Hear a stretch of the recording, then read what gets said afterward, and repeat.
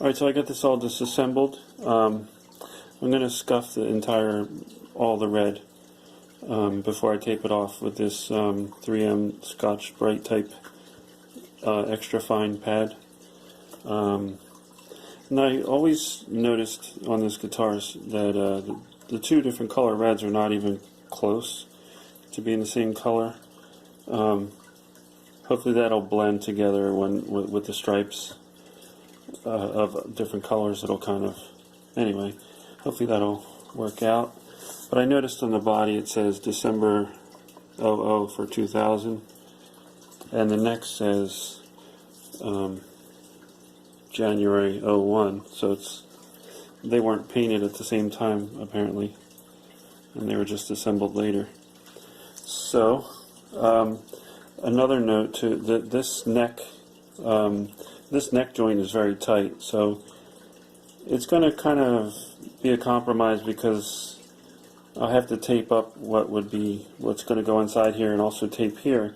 So I have to kind of make it look halfway decent with wherever the stripes are. I don't want it to look, weird. I'm also going to tape in this area because this is shielding for the electronics. So I'll scuff it up and I'll show a little bit of the taping with the with like a time-lapse photo thing. And I just had like regular painter's tape that you would get anywhere. This type I think is automotive, but these are the two sizes that I have. And then after it's all scuffed up, I'm going to wipe it with just regular rubbing alcohol before I put the tape on. It'll clean off the guitar, and it'll also it dries quick.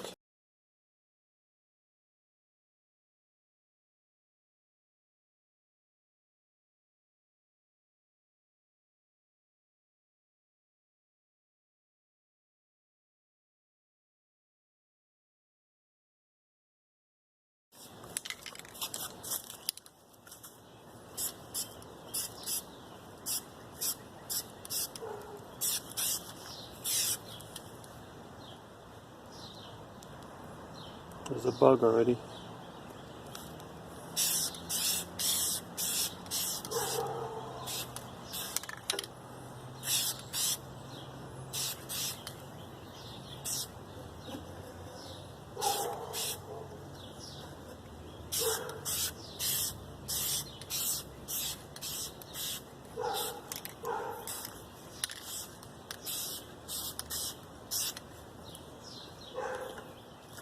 So I always start with primer that's just like that.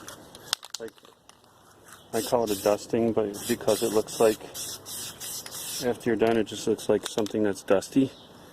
So I'll do a few coats of that, and then I'll come back and paint the white, and then tape for the blue.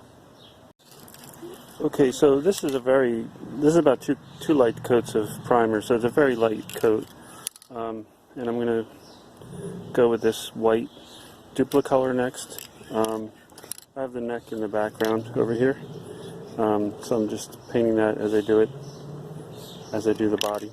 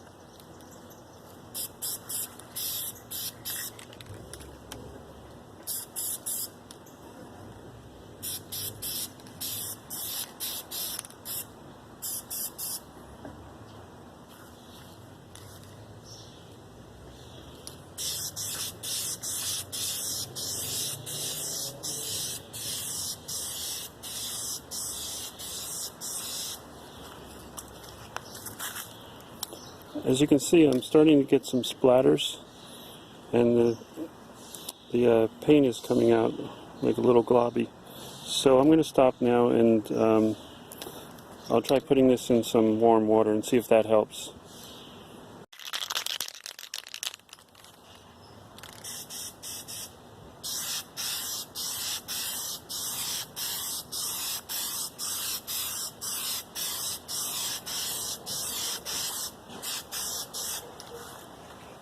Well, I don't know if it shows up, but heating up the paint didn't help. Just had it in this bucket of water. It is a more humid day than I normally would paint. But since this is going to have a layer of blue on top, I'm going to continue with what I'm doing. And then wet sand it before I put on the blue. And since this is going to be a Relic job anyway, I'm hoping it's going to come out well, which it'll be a good experiment to see what happens with this. Now, had this been like I'm going to be painting a solid color, I probably would just stop right now and maybe go buy another can of paint or wait for a less humid day. Okay, well, I just got a decent spray on the white by switching the nozzle from the primer to the white can. I wasn't having any splattering with the primer. Now, it is very humid today, and that may be the problem. The problem is that where I live in South Jersey, every day in the summer is pretty much humid. I mean, I work outside, and I can tell you that I don't really get a break from the humidity. It's really bad. So it may turn out that I can't paint guitars in the summer. This being a Relic, I think it's not going to really come into play that much because it's going to really get sanded a lot. And I'm going to let that white dry for a while, and then we'll see how this Rustoleum sprays in this humidity. And I'm not going to put it in the hot water to start with. I'm going to just use it as is and see how it is, because it is warm out already anyway. So I'll let that dry and come back after I tape the white and start spraying the blue. Alright, before I go outside to paint the blue, I wanted to show how, because I think you can see it better inside here, I wanted to show how awful this paint is. There's no runs at all, but there's lots of, it just looks, really rough. Probably, again, due to humidity. And I just wanted to show this, just in case this happens to somebody else, so you don't get discouraged, because I feel that this is really going to turn out fine with the wet sanding. And if need be, I will wet sand it a bit, and I can always add clear to smooth it out. But I think it's going to be fine. So I'm going to go outside now and do the blue.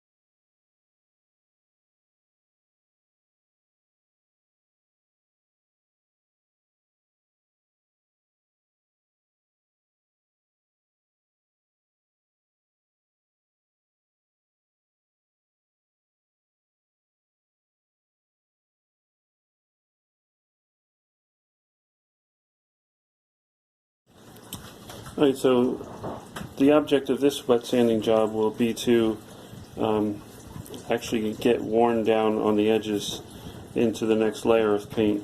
So, like, I want the primer and the white to show through on the blue and so forth. And I chipped a little bit already, but I'm not going to do too many as far as chips. Just did a couple on the edges, but I'm starting, since this was pretty rough and I want to go through to the next layer, I'm starting with 800 grit, and then I'll switch to a higher grit like 1500, and I'll sand back and forth this way too, really getting in on the edges, and then 2500 and probably 3000 just to get it smooth and just to keep getting the edges worn through. I want it to look, you know, fairly used and worn.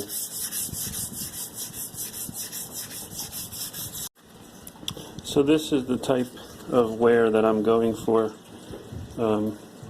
This is still the 800, so I'm going pretty firmly all along the edges there to show the paint underneath to show wear.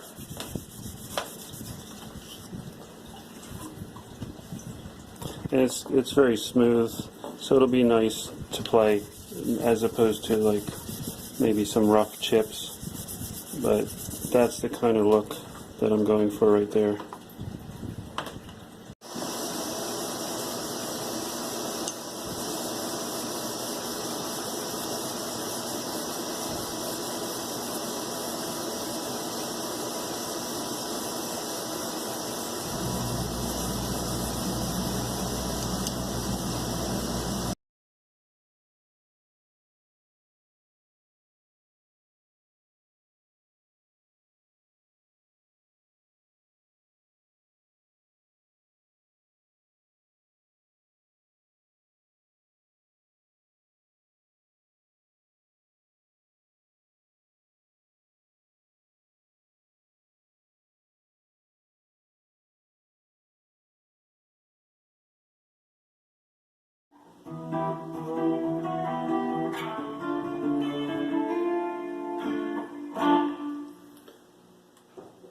So it's all back together.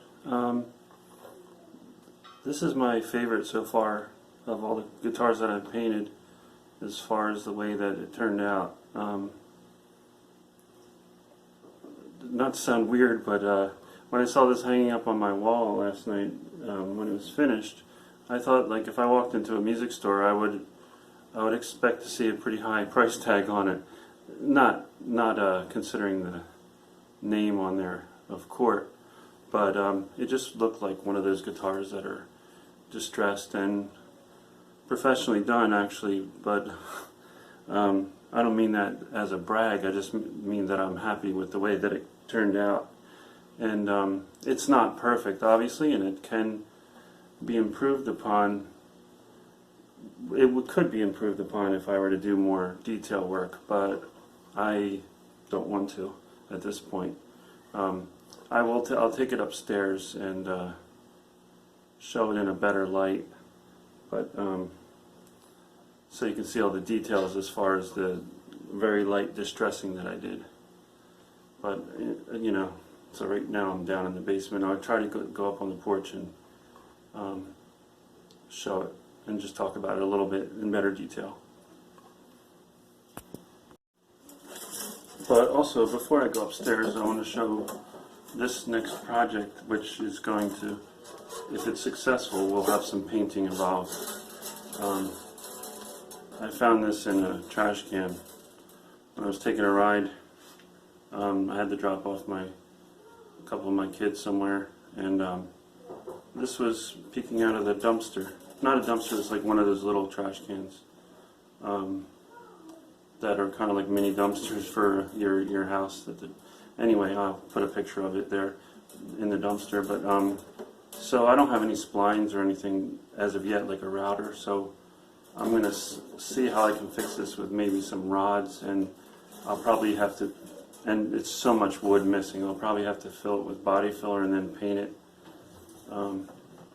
So I guess I'll have to lose that logo. Anyway, let's go look at this guitar better upstairs.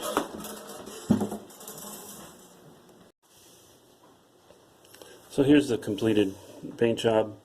There's no clear coat on this, and the reason for that is I wanted to be able to sand through to get to the other colors underneath to give it that worn look. If I had put clear on, what I would be doing is sanding through the clear to make it smoother, and it would take a lot more sanding to get through the clear, which the clear would then have no purpose because I would have to sand all the way through it. At this point I could have applied clear just to maybe then sand it again to get more of a flat finish, but I didn't want to risk ruining the look that it has. I'm happy with the look. So you'll see that what I was looking to get is just to show like the layers of paint underneath. Like here on the white you'll see some of the gray primer starting to come through, and all on the edges you'll see the red is coming through, just to try to give it that look of a very light relic, but just a look of a guitar that's been played and taken care of, but played really hard. So that's why I didn't want a whole lot of chips and paint loss like you see on some relics. This is the chip that was already there. I had to clean it out, and I still need to clean it out a little bit because I don't want any look of paint there that's left. So on the back, the paint actually was wearing down to like through the blue. You can start to see the white. Not too bad, but you can see it. It almost looks like a starry sky or something, and you just see all the sanding through. And like here, I took it down to the primer. Just it's smooth now. And then on the headstock, I just sanded along the edges just to get some of that wear. All in all, I'm very, very happy with it. So just to quickly go over why there's no clear coat. Again, it's just to get through, to be able to sand through to the different colors. Clear coat really gives you added layers, like a buffer, to be able to sand flat, and that's its benefit. You can just keep applying layer after layer of clear, and then you can just keep sanding and sanding, and you're sanding the clear flat, and you don't sand into the colors. In this case, I wanted to sand into the color to get this look. So yeah, check that out. It's pretty good. It could use more sanding. It could always use more sanding, but at this point, if I wanted to get it flatter, I would have to put clear on it so that I could sand the clear flat, because I don't want to go any further into the color. Anyway, thanks for watching. Please check out my other painting videos, and have a great day.